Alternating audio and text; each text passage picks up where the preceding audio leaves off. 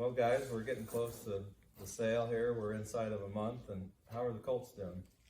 They're doing awesome. We just got done today videoing them all, and they're doing good. They're really starting to separate themselves, and you can really see the individual horses and where they're headed now, and gives us a little better idea of, you know, buyer selection, and you know, if you're honest with us, and you know, if the buyer's honest with us and tells us exactly what they want, we can really find it now. Oh, that's exciting. You know, it's exciting to me. I come in here and I watch these colts change so fast over the last couple of months.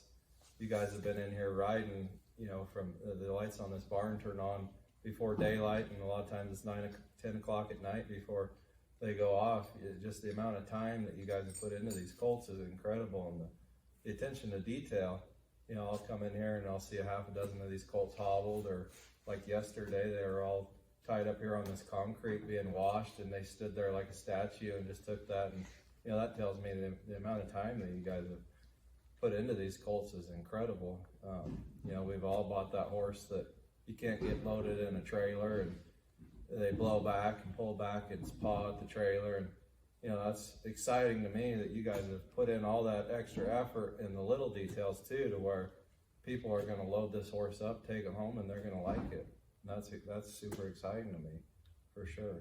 Well, and I think one thing is like you said, like you buy a horse and you find out to have all these problems, and people never expect anything of them. And that's one thing I've noticed since I've been here is Troy and everybody, like these horses are expected to, they don't, expected to perform and expected to do their job. And if they don't, then they're not selected, you know? Yeah, absolutely. And I mean, that comes down to, you know, if that mare produces that, she's gone, and we don't want to deal with that again, and we certainly don't want our customers to deal with it.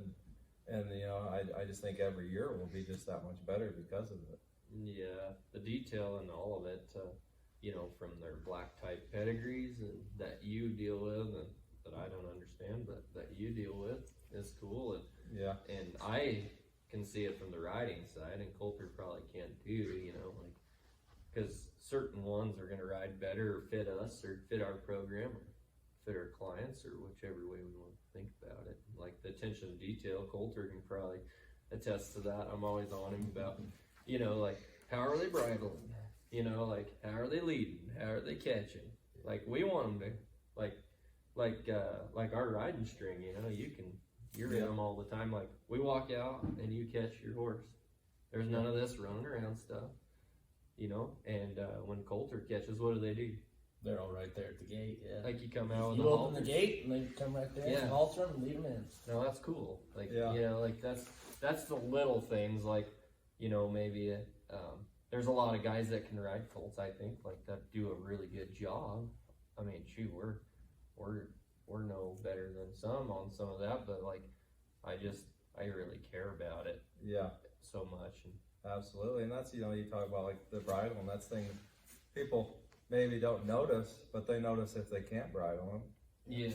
You know, and it's pretty neat. You know, people, they're gonna be able, it's gonna make their day just that much better when they get to take that colt and go, you know, they walk up, they catch him, he bridles. It's just enjoyable for them. Yeah, there's nothing more that frustrates me than going out and can't catch my horse. Yeah. Like, that's annoying. Yeah.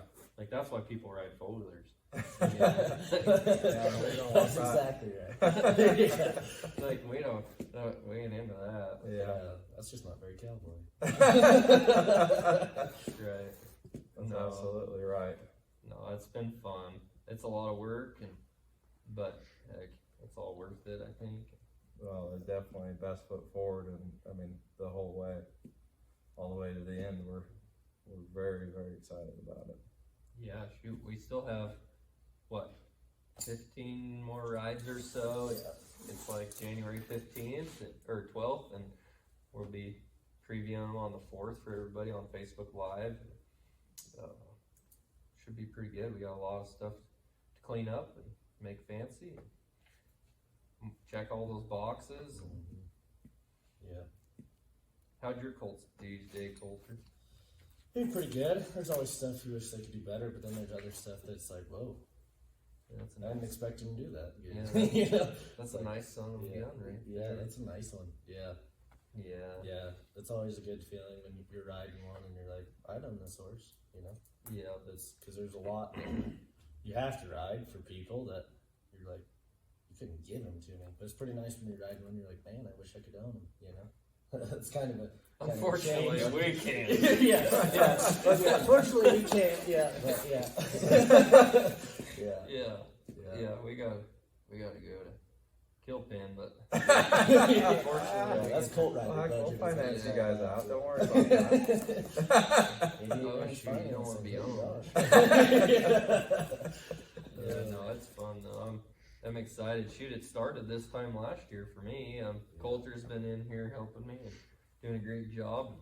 But it started, well, to be really honest, started like 2 years ago for me because I halter broke them all. Yeah. It's been really fun to see them. Like you get assumptions of one when you halter break them, and then you get on them and you're like, oh yeah, that's what I thought they'd be, or you know, or they're like, oh man, they're way better than that. Oh, and it's fun to see those ones, you know, there's always that one that you guys really like, and then there's always that one that was the sleeper that rises above, and they're just always kind of moving back and forth through there, you know. It seems like, well, I really like this one, and then 2 months later, there's another one that you really like, and it's fun to see that, that change. I think it's so important because, like, there'll be a horse that, like, Troy and I will say, we're like, well, she doesn't really, like, fit him or I, but, like, this horse is extremely talented, you know what I mean? Yeah, Like, or maybe it fits him, or, like, you know, or, like, doesn't fit me or whatever, but it's like, you know. There's a place for that. Yeah, exactly. Like, if you get this horse in the right place with the right person, you're going to be a rock star, you know? And you're gonna love them. Yeah. And Like that's really hard to, like, and that's me. I never, like, I never let the maybe the, like, not as nice one in my eyes affect it. Like, I want them to be just as good as our best. So, like, Colter and I'll visit about them a lot, you know? Be like, okay, what can we do to really help this horse grow into what he needs to be? You know, and it's just not a number to us. You know, it's not like we don't have 30 prospects and we get to pick 3 to go to the futurity.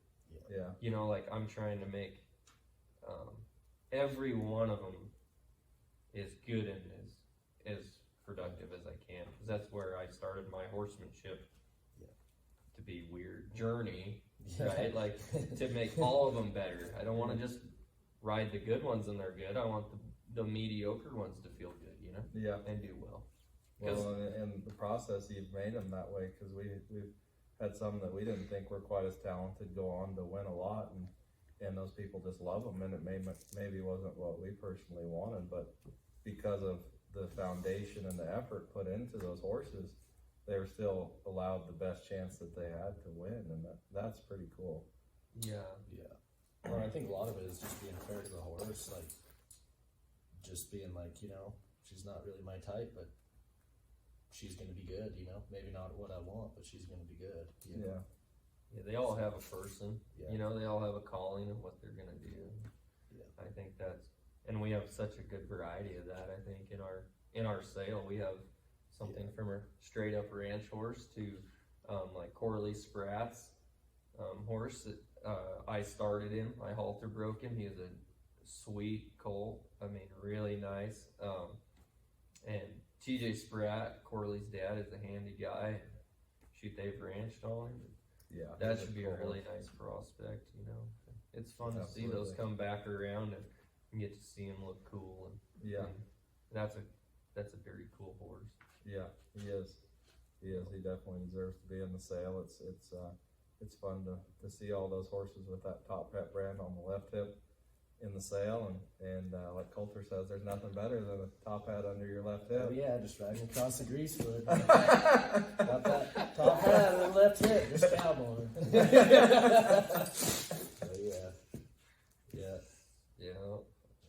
So, what do you think about the ranch colts we got, Garrett and Colter?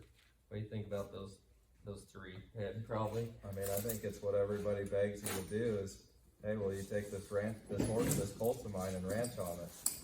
And you know, those colts have been, out on the spring work, the fall work. They've been in our, we've camped out with them literally and rode them months and months, trailing cows, loading cows in a trailer, doing, everything that everybody wants you to do on a ranch horse. They've gotten to do that, and so I'm excited to see where they go and see who's going to get them, because I think that, the right person that wants that horse, they're going to get exactly what they ask for. Yeah, I think those colts are awesome, like, as advertised. Yeah. Well, Colter's talked earlier, they're safe. That's the cool thing is, that's what most people want in a ranch horse is, this horse is going to be safe, because it's not just one person. It might be, your wife, and then a hired man or a cousin or whoever that shows up that wants to ride that horse, and you want to know that you're not putting them in jeopardy, that they could get hurt. So, yeah, I think that those older ranch horses are going to be really good for somebody, for sure. Yeah, and they're not finished ranch horses by no means, but heck, I mean, they've been out there. The one's coming 5, the other's coming 4, so they haven't had a lot, but I mean, they've had, we've hauled from Gillette to Casper to pretty near to Laramie and to all the other places, from mountain ground to sagebrush to whatever. Yeah. Sorting on them. Well, yeah, it's like you said, it's what everybody asks for, because with me still riding horses for the public, people will bring you a horse and they're like, I want you to go use them. It's like, they give you 30 days to do it. It's like, well, heck, these horses have been here and they've been getting used all fall, and getting rode in the arena. Like, they have so much more experience than, like a horse somebody'd send to me and I'd ride for 30 days and just send it home, Yeah. And they go take and use them. They're the horses everybody always asking for. Yeah. People always say, I'm just looking for something safe that I can use. Like, it's exactly what people are looking for. Yeah, and we have a couple of those on top of 1D high-end rodeo mares. Yeah. Or fillies and geldings that, I guarantee you there's a couple in there that'll be as high-end, and they're gonna go win big dollars. And then we have a few of our other ones that are gonna be your safe everyday mount that you can go and get anything done on. Yeah. And you don't have to be a pro trainer to ride. Yeah. That's the cool part about those. Yeah. And you can just get up there and ride. Yeah, that's exactly right. So Absolutely. No, we're excited about it. So we're looking forward to February. February 5th and 6th. Here we go. Yeah, big party.